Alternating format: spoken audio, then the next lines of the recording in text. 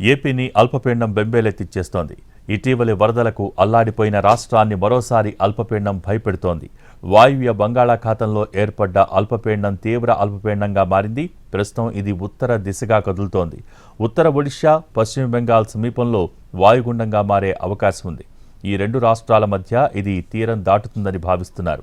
అల్పపీడన ప్రభావంతో ఉత్తర కోస్తాలో ఓ మోస్తరు నుంచి భారీ వర్షాలు కురుస్తాయని విశాఖ వాతావరణ కేంద్రం తెలిపింది. ఇప్పటికే పలు జిల్లాల్లో భారీ వర్షాలు కురుస్తున్నాయి.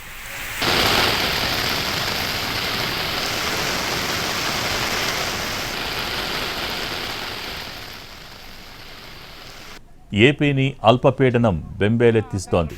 ఇటీవలి వరదలకు అల్లాడిపోయిన రాష్ట్రాన్ని మరోసారి అల్పపీడనం భయపెడుతోంది. వాయువ్య బంగాళాఖాతంలో ఏర్పడ్డ అల్పపీడనం తీవ్ర అల్పపీడనంగా మారింది. ప్రస్తుతం ఇది ఉత్తర దిశగా కదులుతోంది.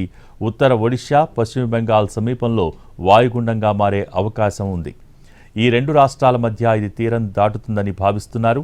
అల్పపీడన ప్రభావంతో ఉత్తర కోస్తాలో ఓ మోస్తరు నుంచి భారీ వర్షాలు కురుస్తాయని విశాఖ వాతావరణ కేంద్రం తెలిపింది. ఇప్పటికే పలు జిల్లాల్లో భారీ వర్షం కురుస్తోంది.